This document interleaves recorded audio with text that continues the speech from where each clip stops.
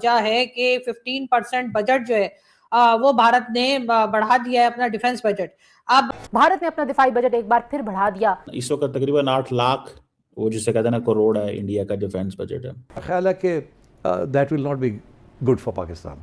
15% तक बढ़ाया defence budget, अमूमन 5-10% होता था। 15% डिफेंस बजट बढ़ाना, this is very very abnormal increase है। देखें, ये एक बहुत ही सीरियस है, हमारी मुआशी हालत बहुत कमजोर है। भारत के जारहाना अजाइम, भारत ने हथियारों और दिफाई साजो सामान की खरीदारी। तो आप इससे अंदाजा लगा लें कि अगर ये if it goes like this तो इट मींस कि there is a more danger, there is a more danger in this region. There you can see the defense budget confirmation there growing. इस बजट में रक्षा क्षेत्र के लिए 7.85 लाख करोड़ रुपए का प्रावधान किया गया है। मैं इसके लिए भी प्रधानमंत्री मोदी जी का हृदय से आभार व्यक्त करता हूं। ऑपरेशन सिंदूर की ऐतिहासिक सफलता के बाद आए इस बजट ने देश की रक्षा व्यवस्था को और मजबूत बनाने के हमारे संकल्प को सुदृढ़ किया है। यह आवंटन पिछले वर्ष की तुलना में 15% से भी अधिक है, यानी इस बार भी केंद्रीय बजट का सबसे बड़ा हिस्सा रक्षा मंत्रालय को मिला है। एटमी ताकत है, इंडिया नहीं है एटमी ताकत, बस कलमे की ताकत नहीं है, उनके पास भी सब कुछ है, फौज भी ज्यादा है हमसे, सब कुछ ज्यादा है हमसे, बड़ा मुल्क है ना भाई, कलमे की ताकत है। देखिए मुसलमान। बहुत स्वागत है, मैं हूं आपका अपना संकेत चतुर्वेदी। दोस्तों, क्या आपने कभी देखा है कि एक देश में बजट जारी हो और रोना पीटना उस बजट को लेकर के, चीख पुकार जो है वो पड़ोस के देश में मचने लगे? हाँ, ऐसा हुआ है और कहीं नहीं, हमारे यहाँ ही हुआ है। हमारे यहाँ बजट रिलीज होता है, रोना पीटना मचना शुरू हो जाता है पाकिस्तान में। लेकिन भारत के बजट से पाकिस्तान के पेट में दर्द क्यों है? चलिए मैं आपको बताता हूँ। वैसे भी पाकिस्तान, मैं गलती से पाकिस्तान कह रहा था, पाकिस्तान बड़ा ही अजीब सा देश है, विरला सा देश है। ये वही देश है जिसकी पूरी इकनॉमी भीख मांगने पे चलती है, जिसके देश को कटोरास्तान भी कहा जाता है, और कटोरा खान इनके फेमस पीएम थे, और बाकी इनके यहाँ बहुत से बड़े ही मतलब अनोखी ही चीज़ें हुई हैं। चीफ जस्टिस जो यहाँ का होता है वो पहले कहता है कि गवर्नमेंट जो है वो चोर है, तुम मुझे पैसा दो, मैं डैम बनाऊंगा, और वो लोगों का पैसा अपने पास रखता है, पोटरी में बांधता है, पोटरी सीने से दबाता है और टक देनी गायब। पाकिस्तान इंटरनेशनल एयरलाइंस का एक व्यक्ति था जो चेयरमैन था, उसने कहा यार ये सब ठीक नहीं हो रहा, यहाँ पे ठीक नहीं चल रहा, मैं फ़ौरन जाता हूँ, हेल्प मांगता हूँ। वो हेल्प मांगने के बहाने वो जाता है विदेश, यानी कि ब्रिटेन में। ब्रिटेन से वो जाता है जर्मनी में जाकर के वो जिस प्लेन में गया था उस प्लेन को बेच देता है, और फिर जाकर के दोबारा ब्रिटेन में सेटल हो जाता है। PIA की ये घटना है, यानी पाकिस्तान इंटरनेशनल एयरलाइंस का कारनामा है। खैर, अब चूंकि इनके कारनामे ऐसे हैं तो एक बात मैं और बताता हूं, जैसा कि मैं आपको पहले ही बता चुका हूं कि भारत के बजट से पाकिस्तान के पेट में दर्द हुआ है। अब क्यों हुआ है ये भी सुनिए। ये दर्द इसलिए हुआ है क्योंकि भारत का जो रक्षा बजट है वो 15% बढ़ाया गया है, यानी कि 7.85 लाख करोड़ रुपए, 7.85 लाख करोड़ रुपए का ये बजट है। अब इसको देख के पाकिस्तान के पेट में दर्द होना लाजमी है। सुनिए क्या रो रहे हैं। अर्थ ये है कि जो पूंजीगत खर्चा है भारतीय सेना का, उस पर 22% से लेकर 24% तक जो खर्चा है वो इंक्रीज किया जाएगा, और इसके साथ जो नए ड्रोन्स आएंगे, मेक इन इंडिया पर जोर दिया गया है। सिर्फ खरीदारी नहीं करेगा भारत, अब भारत हथियार बनाएगा और नए तरह के बनाएगा, रिसर्च पर पैसा लगेगा। ये इसलिए भी बड़ा है क्योंकि जो पाकिस्तान का डिफेंस बजट है वो भारत से 1/8 है, यानी कि पाकिस्तान अपने डिफेंस बजट पर 8 सालों में जितना खर्च करता है, भारत 1 साल में उतना खर्च करता है। इस बजट में रक्षा, भारत अब सिर्फ शांति का दूत नहीं रहेगा, भारत शांति का एक शक्तिशाली स्तंभ बनेगा। वो देखेगा कि शांति सब जगह सही तौर पर कायम है कि नहीं है, और जाहिर सी बात है भारत की जो शांति का सशक्त दूत जब बनेगा तो इससे उस देश के पेट में बड़ा दर्द है जो अशांति, जो आतंकवाद को अपने घर पर पालता पोसता आया है अब तक। पाकिस्तानी पत्रकारों को भी पाकिस्तानी हुक्मरानों के बारे में अच्छे से पता है। वो जानते हैं कि ये अपनी आदत से कभी बाज आएंगे नहीं, तो उन्हें डर इस बात का है कि कहीं ऐसा तो नहीं होगा कि हुक्मरान अपनी आदत से बाज आएगा नहीं, पाकिस्तानी हुक्मरान, और भारत में जो हुक्मरान बैठा है वो इनका बाजा बजाने के लिए तैयार है, तो कहीं ऑपरेशन सिंदूर 2.0 तो नहीं हो जाएगा।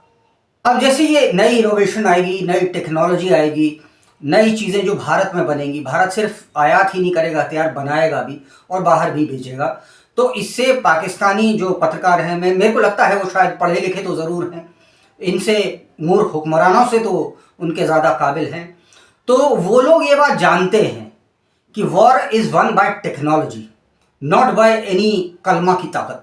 ये वहाँ की पब्लिक के लिए ही ठीक है जो कहते रहते हैं हमारे पास कलमे की ताकत है। चांद पर झंडा होना और झंडे पर चांद होने में बहुत फर्क है। शायद ये बात पाकिस्तानी जो पढ़े लिखे हैं वो जानते हैं इस बात को बखूबी। हालांकि इस बात पे मेरे को एक किस्सा याद आ गया, मैं आपको बताता हूँ। एक बार एक व्यक्ति था, वो अच्छा बड़ा बिजनेसमैन था, पाकिस्तान की घटना है।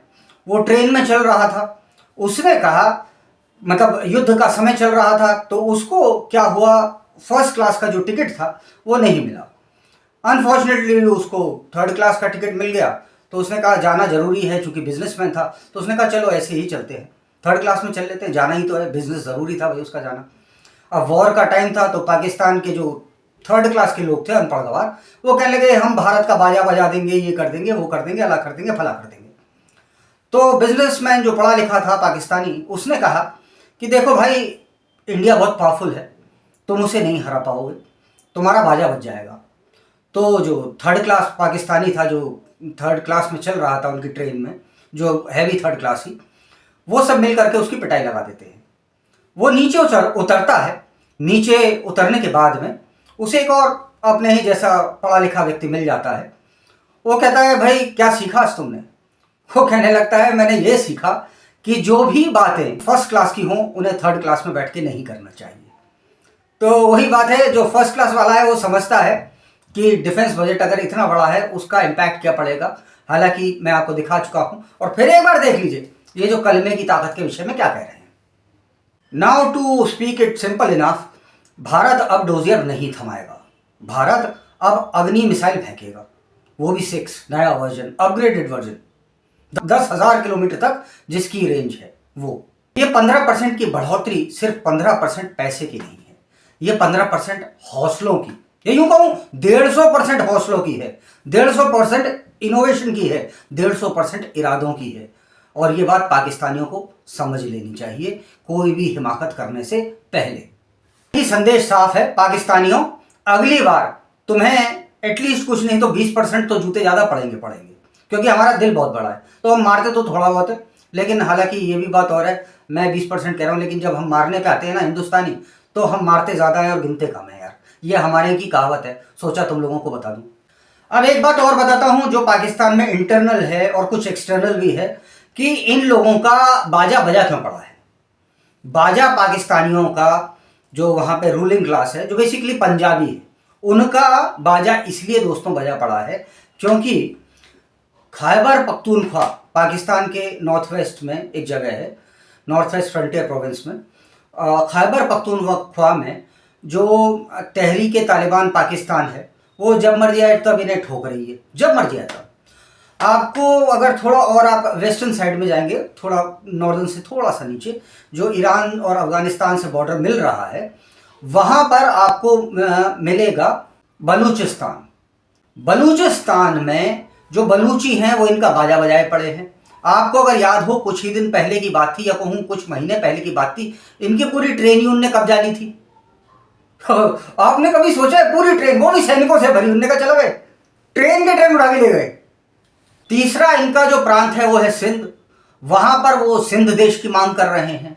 यानी कि बेसिकली ये 4 प्रांतों से बना जो देश है, उसमें से 3 प्रांत, बलूचिस्तान, खैबर पख्तूनख्वा और सिंध, ये तीनों प्रांत अपना अलग अलग अपनी अपनी डिमांड्स कर रहे हैं। इन पर जो चौथा प्रांत है, जो लोग रूलिंग क्लास हैं, जो पंजाबीज हैं, जो पंजाब है इनका, पाकिस्तानी पंजाब जो है, वहां पर वो they don't like it. Actually क्या है, रिसोर्सेज जो हैं वो सारे बलूचिस्तान में हैं, पोर्ट जो है वो सिंध में है, कराची सिंध में आता है, तो पोर्ट जो है वो सिंध में है। कराची इनका सबसे बड़ा, जैसे हमारे यहाँ बॉम्बे है वैसे इनके यहाँ कराची है, तो कराची इनका ट्रेड स्पॉट का सबसे बड़ा जगह है।